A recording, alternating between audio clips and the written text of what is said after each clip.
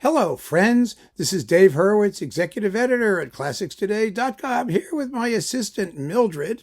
Finster is up in her cat tree, overseeing. She looks on us from above. But Mildred's right here by my side. Aren't you glad you made it? I know. To talk about the reference recording for Nielsen's Symphony cycles. And this is going to be really interesting because the reference recording is this one. Featuring the London Symphony Orchestra, conducted by Ole Schmidt, who most people have never heard of, and who made rather few recordings. This was originally issued on Unicorn. The original recording date was 1974.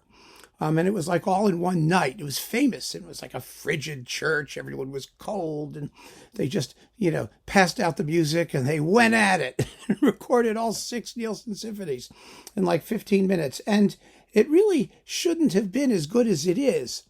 But it, perhaps because of the circumstances of the recording, right, Mildred? Yes, you really don't care, do you? No, she doesn't. Perhaps because of the circumstances of the recording, it has that sort of edge-of-the-seat spontaneity, which did wonders. There's only one minor blip at the end of the 5th Symphony. There's a little bit of blasting on the last chord, sort of a tape saturation thing. It's not terrible. I mean, we get past it. And the sonics are rather dry, which makes the timpani duel and the end of the 4th Symphony really, really exciting. And the London Symphony plays really well, and it just all goes. It was really great. But what makes this the reference recording is that at the time that this was issued in 1974, 75, or whenever it came out, there weren't many Nielsen cycles. There weren't many Nielsen symphonies, actually.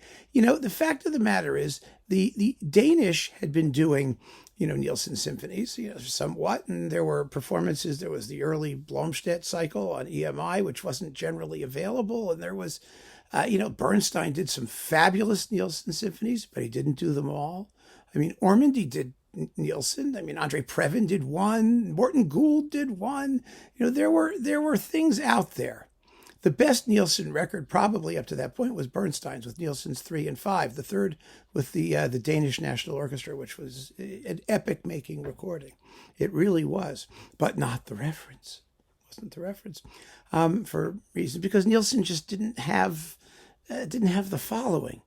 He really didn't. But by 1974, there was a perceived lack in the catalog. Let's face it, Nielsen was always the stepchild of the great Scandinavian symphonists. Well, at least there's only one other, Sibelius, right? And it's interesting. It's interesting that Nielsen never quite achieved the same popularity. His music is tougher than Sibelius's. It's harder edged. It's brilliant and visceral and thrilling. I mean, really thrilling. He's the most muscular symphonist since Beethoven. Really. I mean, his music has that kind of energy, that kind of drive, that kind of direction, and that, it's really phenomenal stuff. But it does require a certain amount of focus and attention, and it's not the kind of work. I mean, something like the 4th with the timpani duel and the finale, which is just unbelievably exciting, or the snare drum cadenza in the 5th, where he's bashing away to try and stop the orchestra. That kind of thing is not a relaxing evening at the symphony. That's the kind of thing that's going to lift you out of your seat if you're receptive.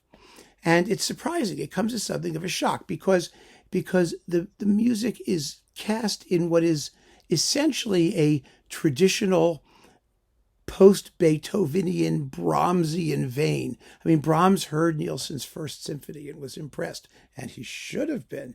I mean, the 3rd Symphony, even the 3rd Symphony, the Espansiva, which has this gorgeous slow movement where all of a sudden, out of nowhere, 2 voices are in the orchestra, and they just come floating in out of nowhere, doing this pastoral, wordless vocalese.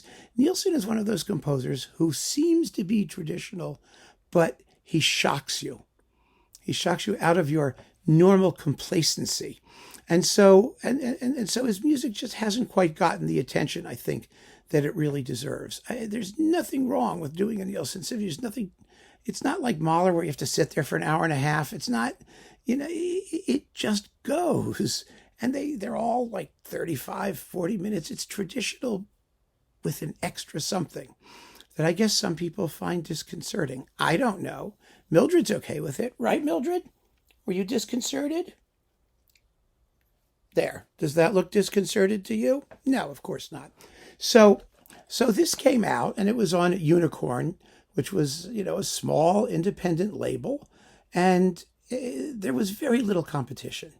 And fortunately, this is sort of, the poster child for what a reference recording should be, because after this came out, all kinds of Nielsen cycles started popping up everywhere. I mean, on every label there were, and they're still coming.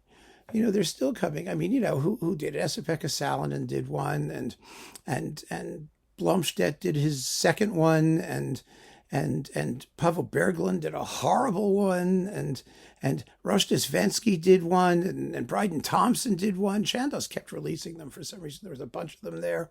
And who did one? Osmovenska did one, I think, on Hyperion, which wasn't so great. Nimi Järvi did two of them.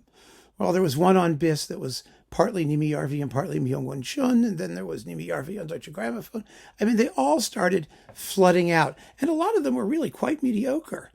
I mean, there aren't that many really terrific Nielsen cycles. Ted Kuchar's was surprisingly fine for brilliant classics. A big surprise, but everything Ted Kuchar does is surprisingly fine. So, there were all of these other Nielsen cycles and individual performances and things popping up, and they all had to be compared to something. And this was the something.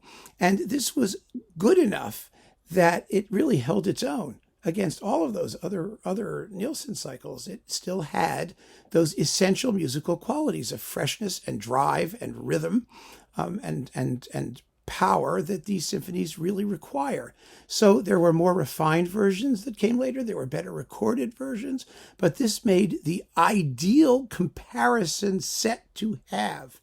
And people who were fans of Nielsen, as I was, or who wanted to hear all of the symphonies and consistently good performances, we snapped this up when we could get it, when it came out. And that became the version of reference, even though, Nielsen wasn't, massively popular like Sibelius was. In a way, that made choosing a reference recording easier because the consensus was easier to get a handle on. There were the Nielsen people, right? And people who knew Nielsen and people who talked about Nielsen. And that group was much smaller. And because it was smaller, it was much easier to know that there was general agreement that this was the set. And now it's on Alto, very nicely remastered, actually. It says here, the original first complete stereo cycle brought to fruition by the collaboration of Ole Schmidt and Ingolf Gobald under the musical artistic direction of Robert Simpson, who was at the BBC, I believe, then, and who was a huge fan of Nielsen. He wrote a book about Nielsen symphonies. So this was the one then. And it was really important that it came out, and it was as good as it was really good, and it still is. It's held its own all that time and remains the version of reference in spite of all the newer versions that have come out since. Very, very interesting and simple case in point, I think. So keep on listening, friends. Thank you for joining me. Thank you, Mildred. Yes, I know. She's such a help. Anyway, take care and go get your Nielsen. I mean, if you've been hesitating, get to know Nielsen, please. You're really depriving yourself of something great if you haven't started to get into Nielsen symphonies. They're remarkable. Take care.